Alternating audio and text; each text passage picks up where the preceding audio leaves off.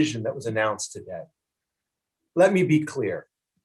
You don't get a cookie for showing up to class. We didn't need a 4-month, unaccountable, secretive process to tell us what we already knew, that Donald Trump needed to be permanently banned from Facebook.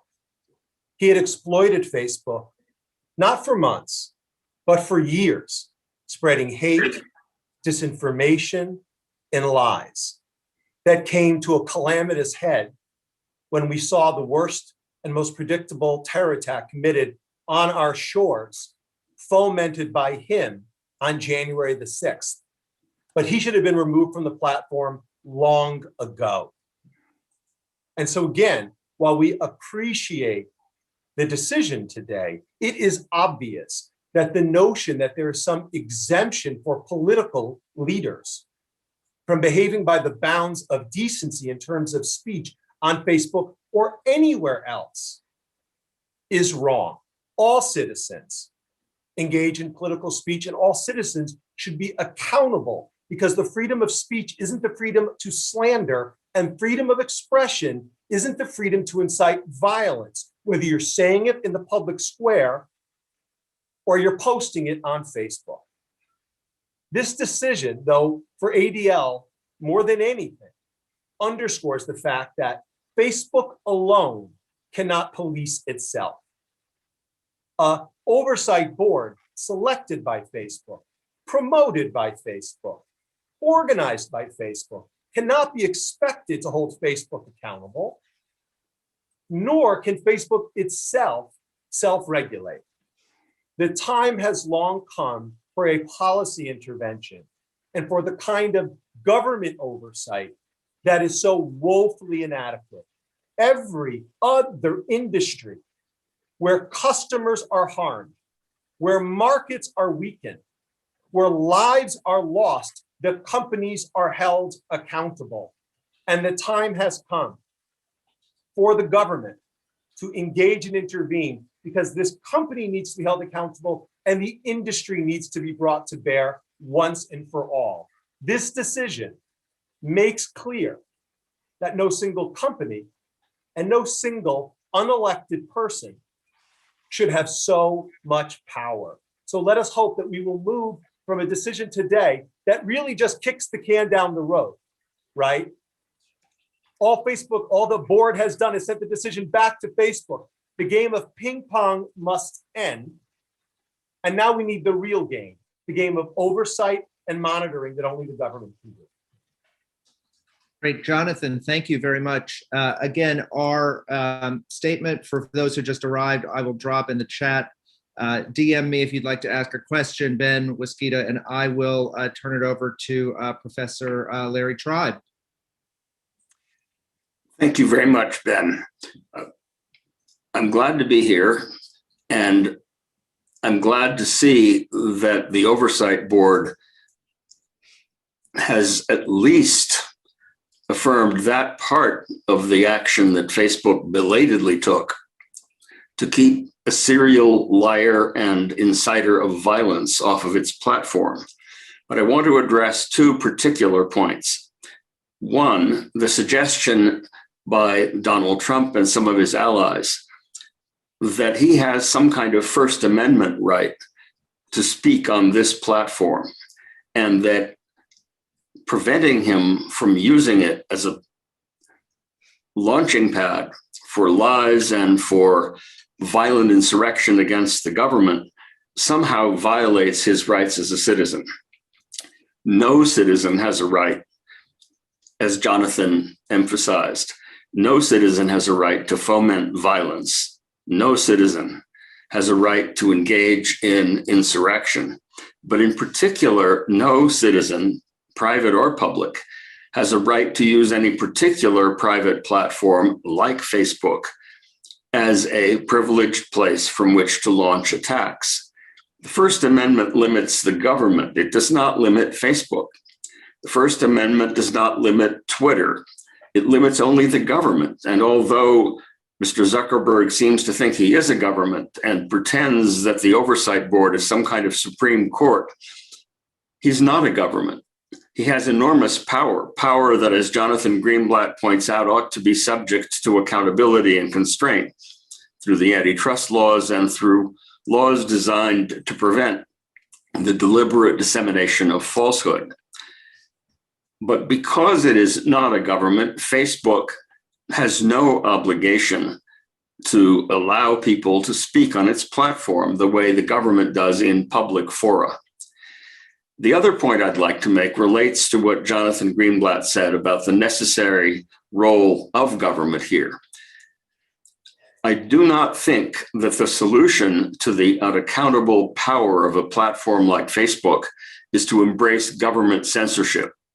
Facebook, like any other private medium, including MSNBC or CNN, or for that matter, the New York Times, should not be subject to government control of its content.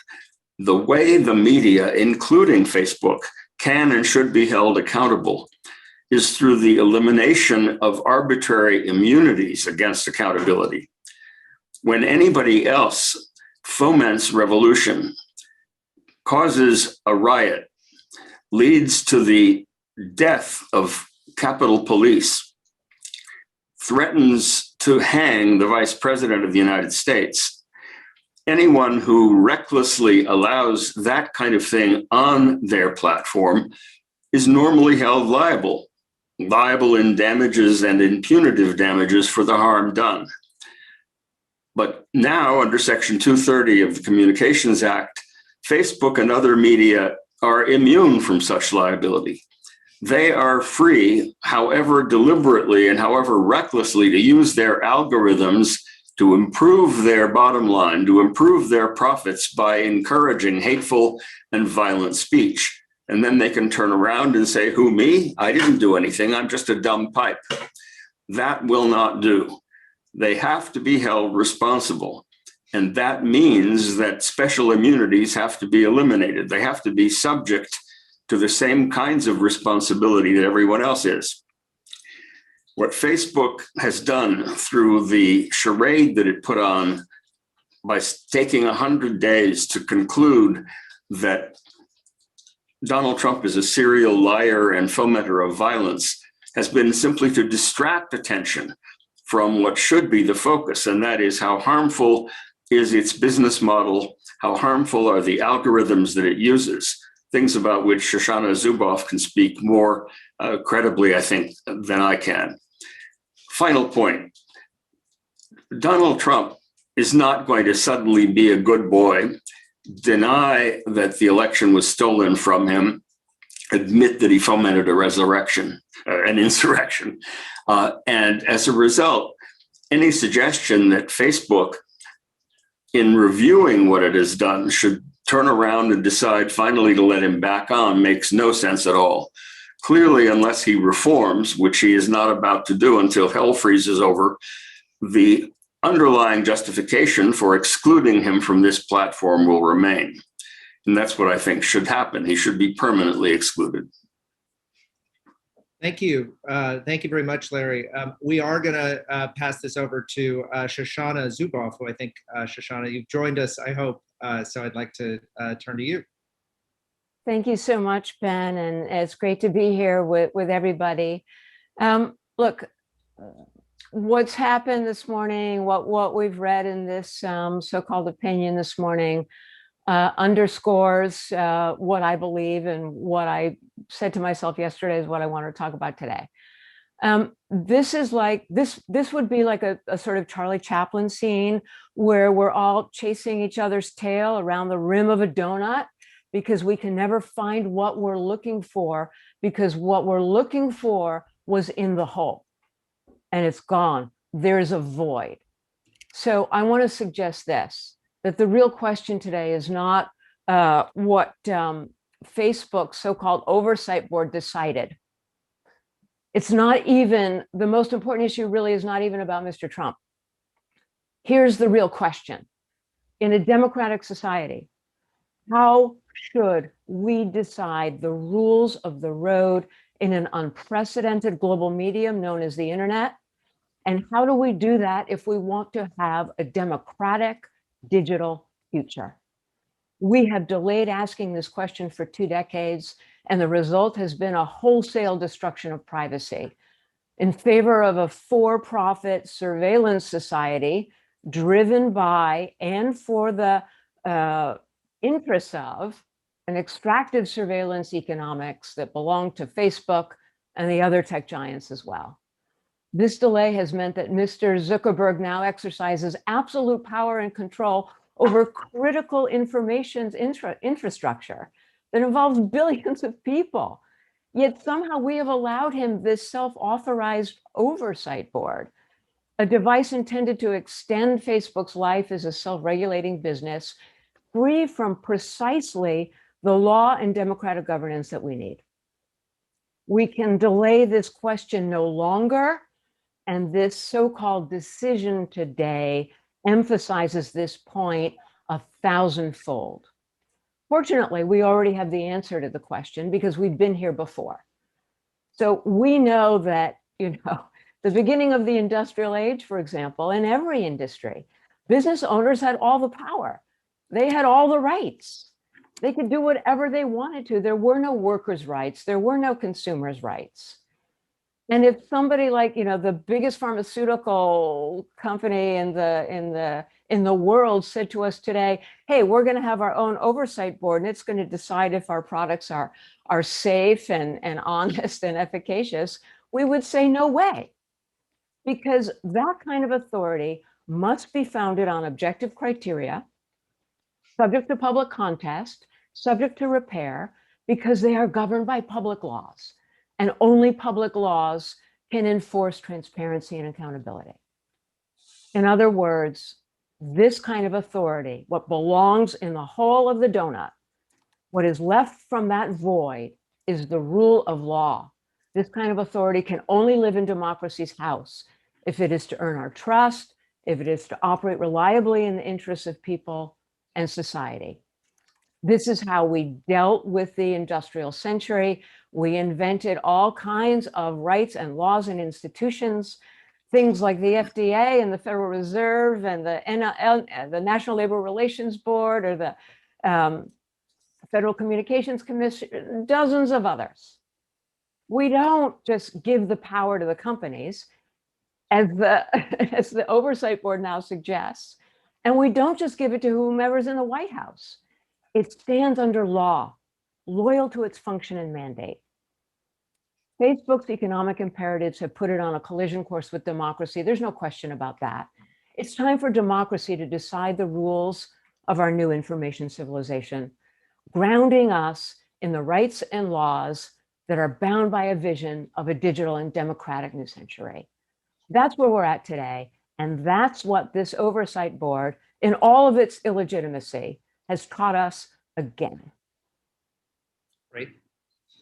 Thank you, Shoshana. I'm going to turn to one more speaker and then start to pull in some questions and then go back to a few of our speakers. I want to turn to Yael Eisenstadt, who just does have to jump at 11:15, so you know. A quick bio, and I'll send around bios of everybody afterwards. I should be telling you who all of our speakers are. And I generally, they need no introduction, but I should give them anyway. Yael is a Future of Democracy Fellow at the Berggruen Institute and a researcher in residence at Beta Lab. She's in 2018, she was Facebook's global head of elections integrity operations for political ads, and previously spent about 18 years working around the globe as a CIA officer, security advisor to Vice President Biden, and the head of a global political risk firm. Yael, go ahead. Hi, thanks. I'm going to make a very brief statement. So I'll just make one statement about today's actual decision. Yes, I believe they made the right choice, although they did punt it back to Facebook to decide what the actual punishment should be. What's far more concerning to me is the validity we are giving to this entire process and the fact that we're all giving Facebook exactly what it wants. We're diverting our time, attention, and energy away from the more important discussion about how to hold the company accountable for their own tools, design, and business decisions that help spread dangerous conspiracy theories and ultimately contributed to the planning and execution of an insurrection. This is why I'm concerned that sending the Trump case to this so-called oversight board set a precedent where the responsibility for how Facebook operates, the policy decisions they make, the rules they choose to write, how they design their products is all being wrapped up into this content moderation question. You see, content moderation alone will never fix this. Even today's decision made that clear. This so-called oversight board even asked Facebook direct questions about all of my above points, which Facebook refused to answer.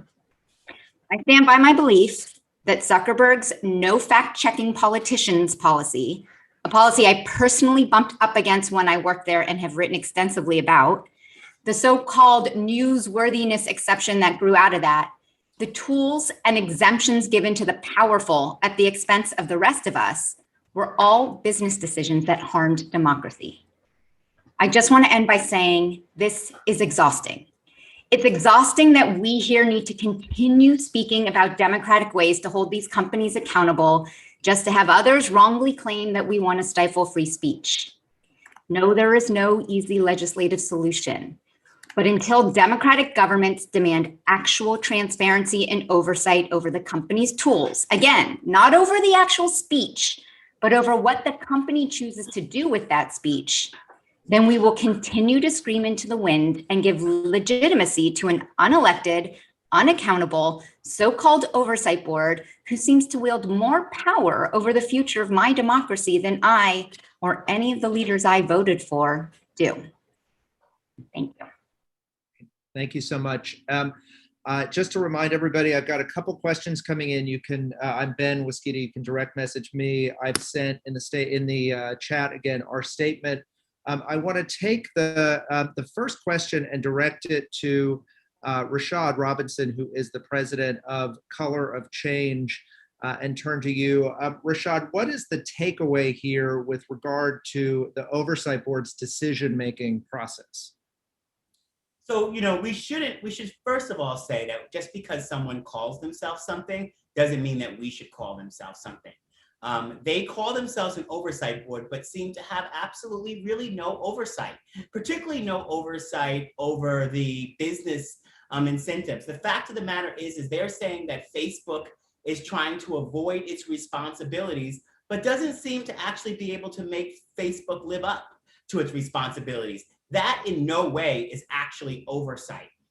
What this decision actually does is it kicks this back to Joel Kaplan and the policy team, which has day in and day out for the last several years put all of our communities in harm's way. Joel Kaplan and the policy team, which is at the heart of some of the incentive structure challenges, a policy team whose job it is to engage in work in Washington and capitals around the world, now gets to decide whether or not they are going to be on the right side or the wrong side of potential political leaders. And this is what we're all talking about in essence. As we come down to really tough and challenging decisions, we cannot simply punt them because they are hard. This country would have never done hard work if we sort of punted decisions every time something became hard. This has become a circus, and in so many ways, having so many smart, creative, and brilliant folks having to assemble today to even talk about an unelected, unaccountable body of people, many of whom who have great resumes, but have put themselves right in the middle of the people, of democracy, and what's right. And they should all hold some level of responsibility for slowing down the march towards the type of structural change that our communities deserve. This past summer, racial justice became a majoritarian issue, right? Black and brown folks are not a majority, but racial justice became a majoritarian issue with more folks than ever speaking out. And we watch these type of communications platforms, which should be bringing us into the future in so many ways, dragging us into the past. And then we watch people who have the intelligence, the background, and in some cases, the integrity to stand against this and in many ways put themselves at the whim of a non-elected billionaire, one white man, to make decisions that put all of us in harm's way. This is what was at stake here. And I think that for all of the folks who are writing about this, the question right today is not whether or not the this board got the decision right or wrong. This is about why does this board exist in the first place? And when will the United States government do the work necessary to hold the largest communications platform accountable? Put rules of the road in place that actually are scalable and allow us to be able to function in our democracy the way we should. Thank you so much, Rashad. A next question, and I'm going to direct this one actually to Jim Steyer from Common Sense, if you're here, not to surprise you, but Jim first, and then anybody else who wants to jump in. But a question that came from CNET is what type of regulation would you like to see from Congress that could help keep these social media platforms accountable? So the question for Jim, but then for other Real Facebook Oversight Board members who want to jump in, what type of regulation would you like to see from Congress that could help keep these social media platforms accountable? Thanks, Ben. And I actually think our colleague Larry Tribe got this right earlier in his opening remarks, because what he said is we have to respect, obviously, the First Amendment and free speech issues here. But the truth is we need to remove the immunity shield that currently exists for these companies and that Facebook is hiding behind. And they are using this so-called accountability board to hide behind. I think that their immunity has to be removed. And if it was, then they would be liable for the harms that they spread and amplify. And I will just add that in agreement with so many of my colleagues today, we can't forget that this is also, when we watch this kind of unaccountable behavior and failure to stand up and take responsibility, that a huge audience out there are kids and families, and that young people are watching this and seeing the lack of accountability. It's exactly the opposite message that parents and educators try to teach their kids. So I think that fundamentally, you got to remove the shield that Section 230 has, and there's basically the get out of jail free card that Section 230 has provided Facebook and allowed them to go through this charade exercise and then hold them legally liable. And I think that will be a very effective way to hold their feet to the fire and have real penalties for when they violate the basic norms of our democracy. Great.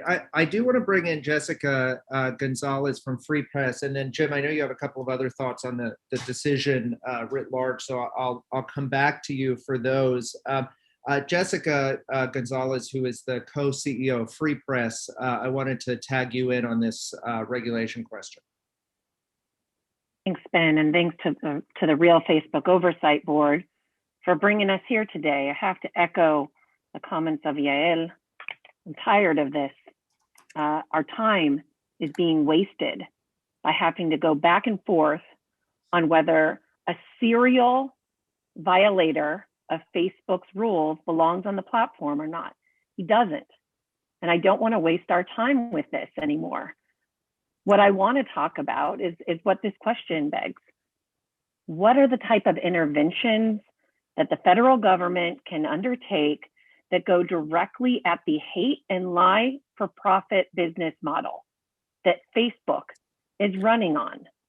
What are the incentives? We have to look at the business model and how engagement is part of the strategy.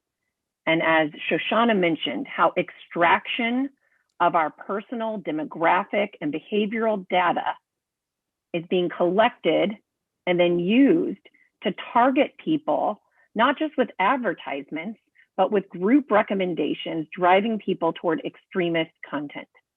Okay, we got to get to that business model, and we have to adopt a comprehensive approach to digital civil rights and privacy on these platforms. We need digital civil rights legislation and a comprehensive look at that. There's not one single piece of legislation that's going to fix the problem. We've got to get really comprehensive here. We have to ban algorithmic discrimination.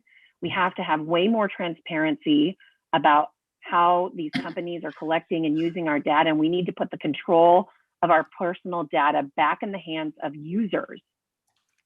So we have at Free Press, at freepress.net, we have a piece of model legislation that we worked on with the Lawyers Committee for Civil Rights Under Law that we think will go after the business model that is making it possible for Facebook and other social media platforms to profit off hate, divisiveness, chaos, and even violence.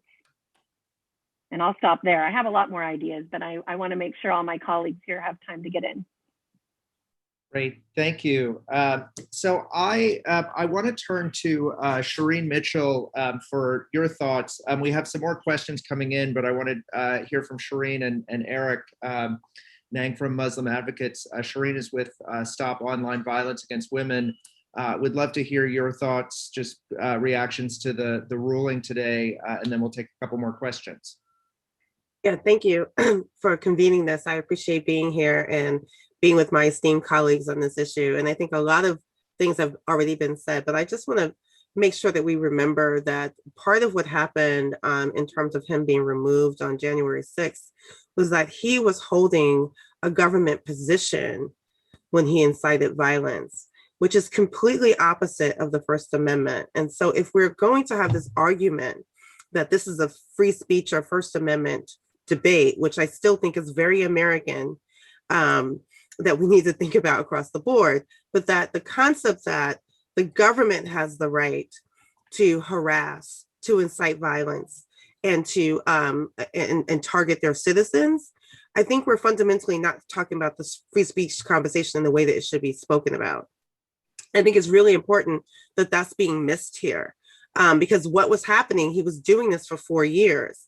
Again, the First Amendment is about our grievances as citizens against the government, not the government's ability to harm us or come at us for the fact that we disagree with policies or government legislation. We have the right to protest and have redress. And the concept that somehow we're flattening this, that he's an individual and a citizen when he's holding the highest office in the land, it on its face is false in terms of any of these decisions that were made.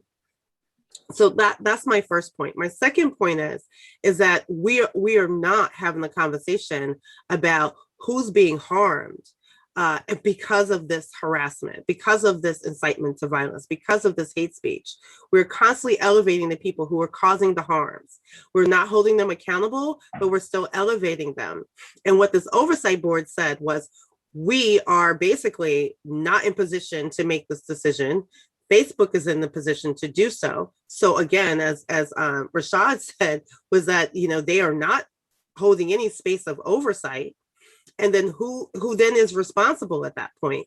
And I know we can have a legislative perspective on that, but I want to take this back to the fact that the piece that they were saying that was inconsistent was a difference between suspension and bans, and somehow in their content moderation process that they were not explicit enough to explain how they can rule properly, how the oversight board could rule properly. What it doesn't speak to is we're still not talking about whether they're suspended or banned, but the harms that are inflicted. People have died at the insurrection in January, at the shooting in Kenosha, and across the board, the genocide in Myanmar. We're avoiding the real hard questions that should be asked here about who's being held accountable on these platforms and who's also being harmed and not protected. And to me, that's the thing that we need to sit at and have a better discussion about, because we're constantly elevating those who are committing these harms, but we're not having a conversation of those who are being harmed. On this platform, most of those people who are speaking up against harms, racism, sexism, and the like, against the incitement to violence, are being banned or suspended at a rate that's still not consistent with those who are committing the harms. So these are the conversations I think we still need to have, and I think the reporters should also think about from a different perspective as well. Thank you for having me. Thank you, Shireen. One thing I will say, just from the Real Facebook Oversight Board perspective, Steve Bannon still at it on Facebook. I think everybody should just take a look at some point in the next few days on what he's up to on Facebook, so we can look at things like the Trump decision.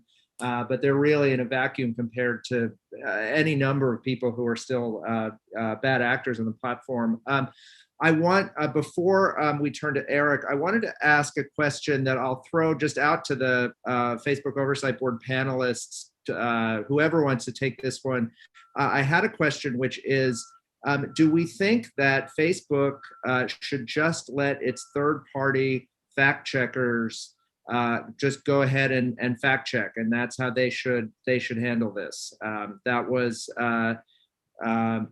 Should Facebook just let its third-party fact check partners fact check politicians? So specific to politicians. Any thoughts on that from our panelists? I'll make a quick point on this, since that was one of the things I actually tried to propose when working there, just on the political advertising side.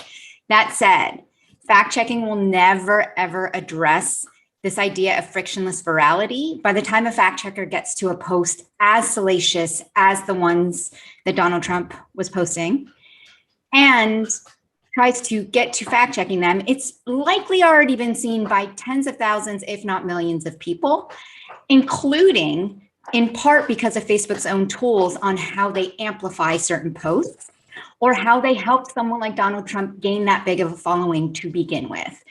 So while, yes, I believe fact checking is important and I would like to see that become much more robust, it does not address the actual issue of virality and of what Facebook's both their tools are doing with that speech and what they did to actually get certain people to have as many followers as they did to begin with. And particularly, and I will applaud this part of the oversight board, again, the so-called oversight board's statement today, in particular, when you have certain elite voices who are even more capable of causing harm than most average users, there should be a higher bar, not a lower bar. And Facebook made that a lower bar for them by saying, we won't fact check political speech. I want to just add two quick points to this, because right before or the day after they announced this political exemption, I was in Atlanta with Sheryl Sandberg, and we had planned a whole event where Sheryl was going to be hearing from frontline communities. We had been working across the civil rights audit, which Color of Change and a number of organizations worked to put in place. And we had been sort of moving forward to deal with these questions of content moderation, to deal with some of these sort of larger questions, but always knowing that we were actually dealing with an issue that was about the incentive structures, which was about the business model. And I think that this is important because Facebook wants us all to believe that they can solve this through moderation.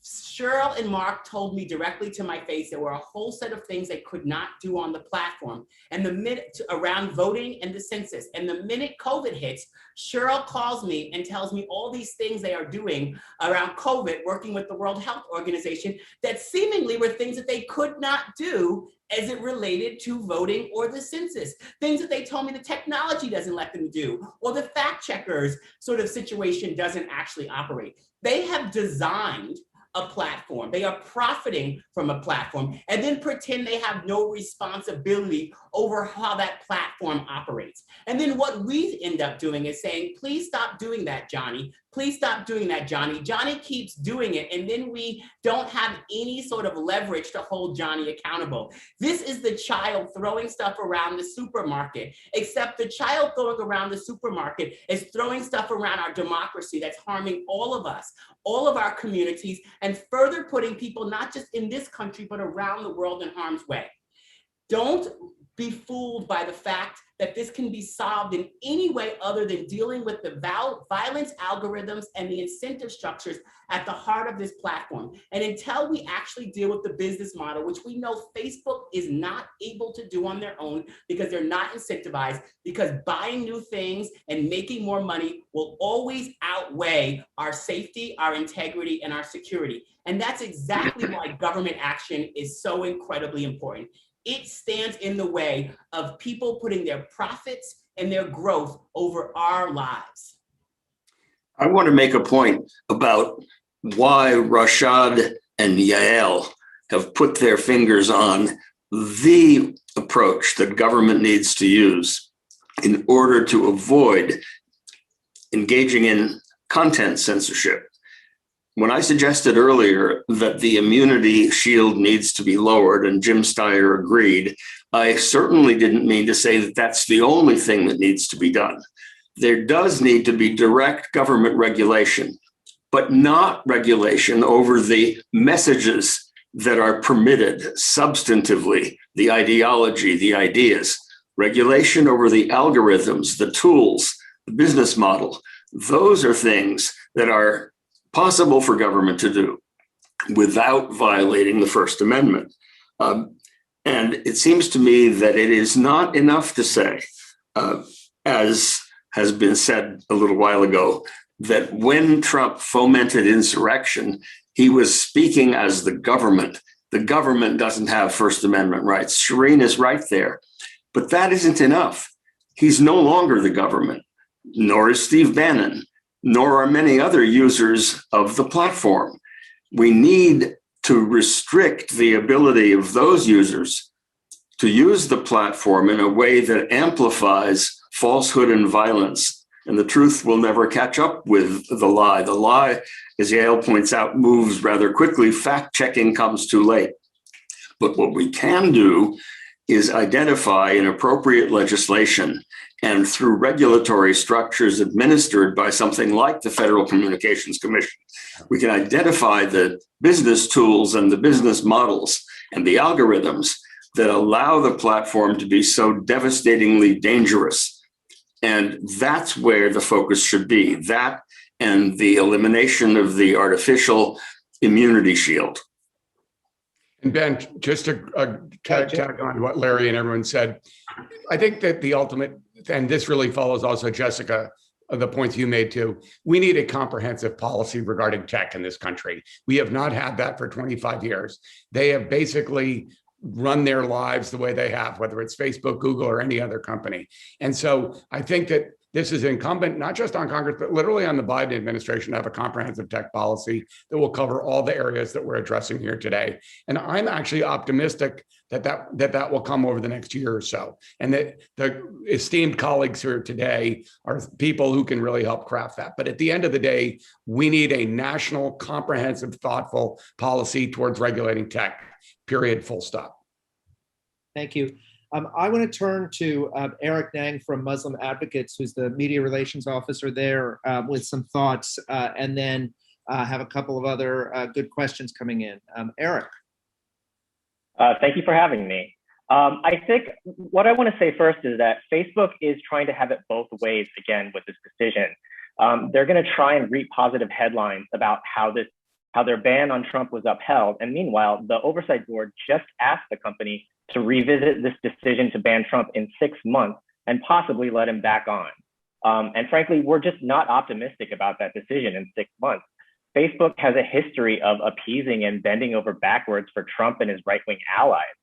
We've gone to them time and time again and pointed out violations, and they have refused to take action. It took Trump using their platform to incite a deadly riot at the US Capitol for them to finally take any kind of action. It's very, very possible that Zuckerberg, Sandberg, Kaplan will let him back on. And speaking for the Muslim community, which we represent, that would be a disaster. Donald Trump has used Facebook to spread hate and false conspiracies about Muslims and immigrants constantly. His posts have caused Ilhan Omar and Rashida Tlaib to receive death threats. This is not just for Muslims. This is for many communities of color and marginalized communities. He should not be allowed back on the platform. And frankly, it is a travesty that we are again having to have this conversation about what will be done after he had so clearly violated their policies and put people's lives in danger. I think another question that the board's decision raises is, what about other world leaders? Officials in the Modi government have been using Facebook to spread anti-Muslim hate against the company's policies. What is Facebook going to do about that? Today, the oversight board asked Facebook to suspend the accounts of, quote, heads of state and other high officials of government. We have so many questions about whether Facebook will respond to that, what this decision means. Frankly, this is not an effective accountability structure. The oversight board is a PR mechanism. Facebook created it, Facebook pays for it, Facebook benefits for it, and they can choose to listen to it or not. We need something better. We need to take action Facebook needs to be held accountable in a meaningful way, and this board is not how to do it. Thank you, Eric. The India example is important. We're going to be doing some programming around this in the next couple of months. India, Vietnam. The Oversight Board has made some very direct promises about respecting international human rights. Facebook itself is not quite as adept at that, and those are going to come to some loggerheads in an interesting way legally, and that's going to be the focus of some work that we're going to be doing as the Real Facebook Oversight Board in the months to come. A question that I wanted to throw out to the panel, that is a very good question. I'll read it. I want to ask about the distinction Yael made between speech of individuals and tools of Facebook. Trump's two Facebook Instagram statements on January 6th underscored the so-called big lie, but they also told insurrectionists to go home and be peaceful. Even leaving that aside, this was too little, too late. It's hard to see how those posts constituted direct incitement, and indeed, they weren't central to the case against Trump in the second impeachment. So what is it about those speech acts that made them an inflection point in the conversation about regulating Facebook?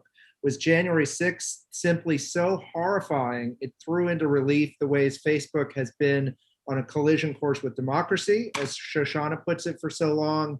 And where do the tools for virality, amplification, and targeting come in? It's a big question, but essentially it boils down to the specific content of Donald Trump's speech on Facebook and Instagram is not necessarily in and of itself so incendiary that it warranted this act, but it's become very central. So that tension and the question of speech of individuals and the tools of Facebook is the question from Virginia.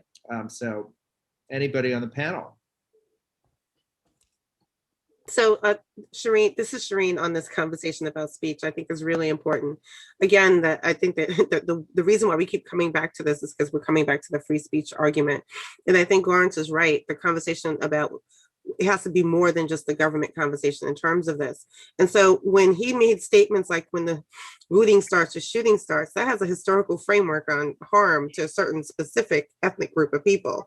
And so when we're talking about this speech that everyone's trying to defend in some way, once he becomes a quote unquote citizen, that type of speech should not is not protected either by in any kind of incitement to violence in that way, especially against another, is also not accepted. So the question that's being asked is like, well, he did say something nice. This is the way in which Facebook gets away with the moderation process, their business model, and everything in between.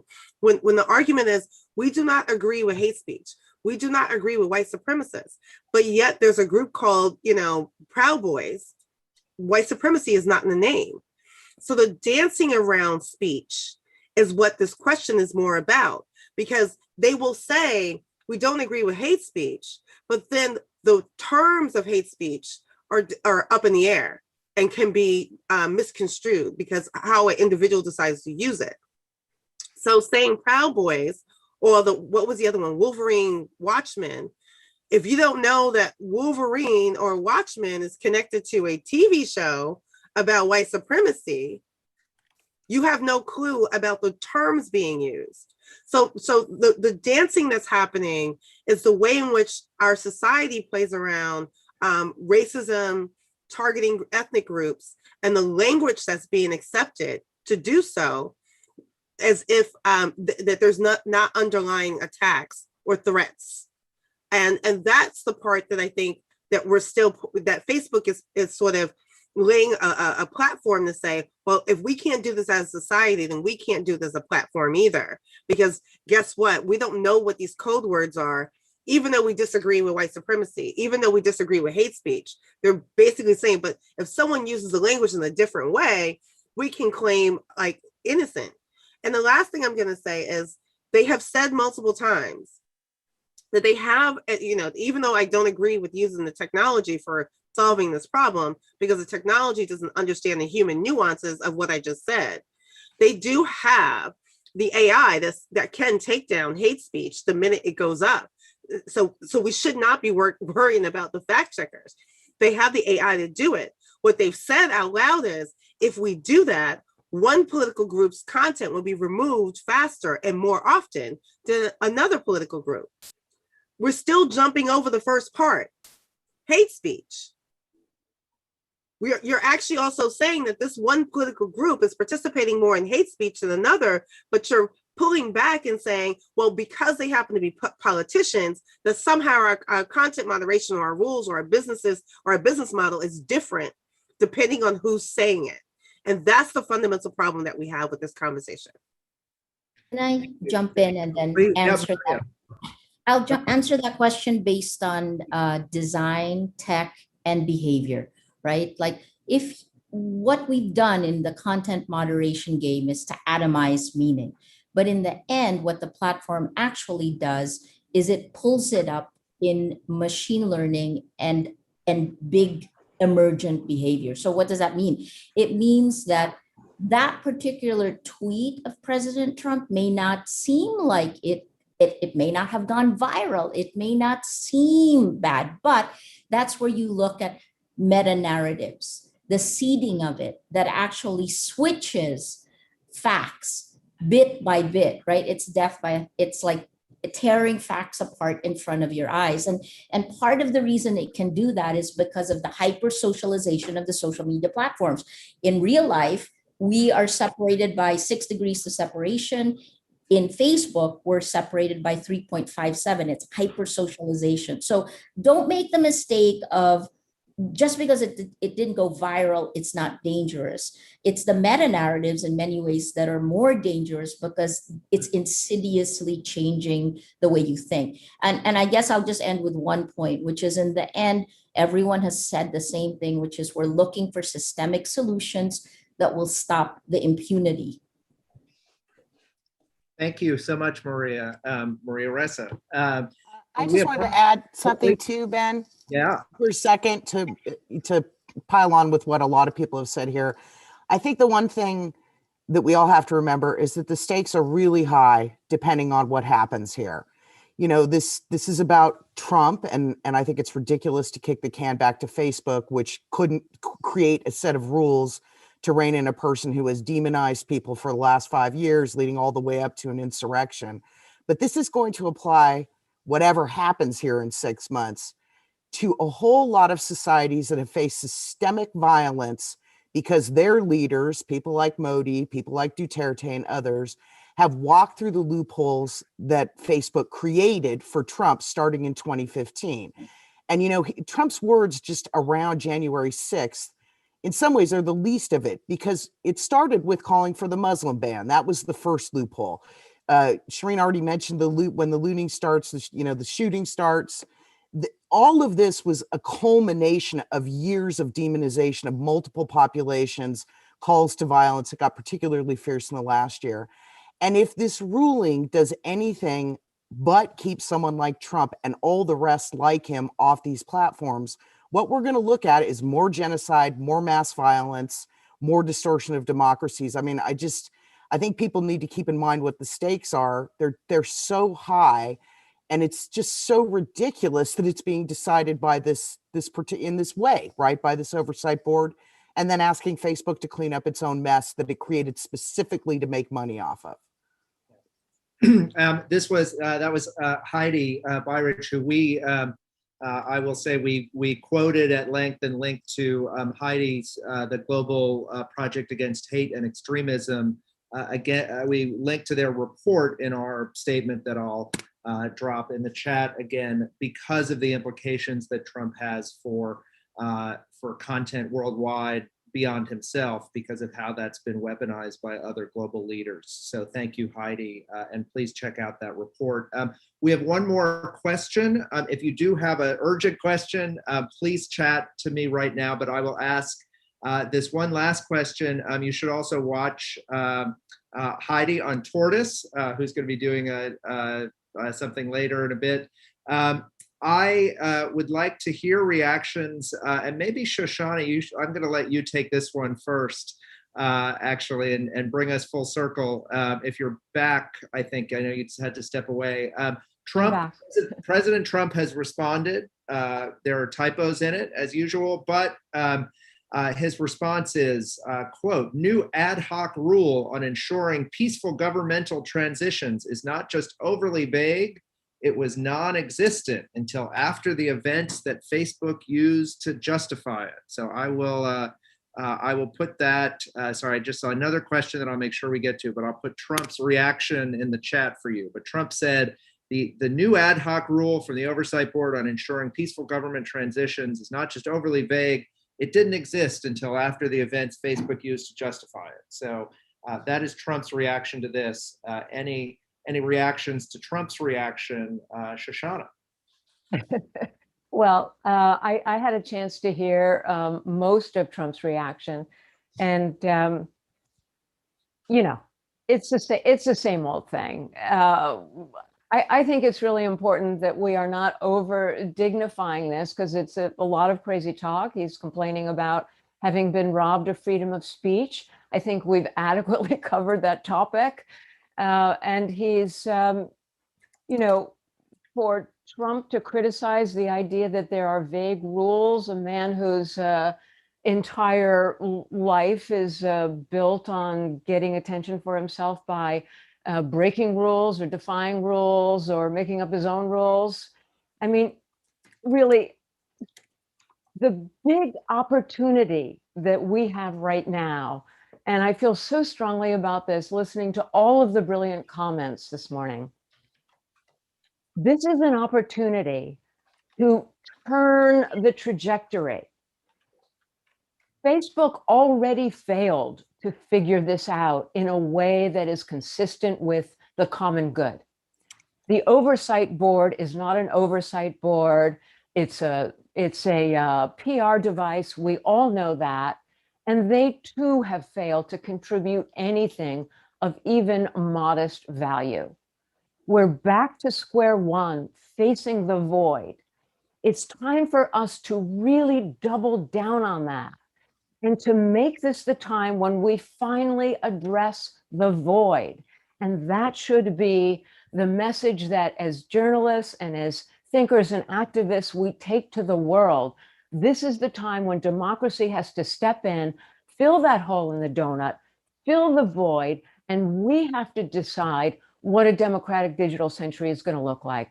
We are going to decide the rights and the laws that Mr. Zuckerberg and, of course, Mr. Trump in his public persona and in social media have to abide by. This is not going to happen in a month or a year, but it could happen in the next 5 years. This is big work. We know how to do it. And that is where we should be going. The idea that we're turning the responsibility back to an economic juggernaut that profits from surveillance economics is laughable in itself, as I said before, were it not of such historic importance. The last thing I want to say is that in really doubling down on this to look at it as a new beginning, we can't just keep looking downstream. Content moderation, the kinds of stuff that Facebook and the others want us to look at. That because every time we do that, we are asserting the legitimacy of what happens upstream. What happens upstream is the illegitimate extraction of human-generated data and the redefining of that data as the private property of corporations. It is fundamentally, baldly illegitimate. That's where we have to now, in this new era, this new environment, that's where we put our iron down and put our mark in this space and force now the conversation to the origins of all of this insanity. We can do this. I need to say something. Can I say something in response to that?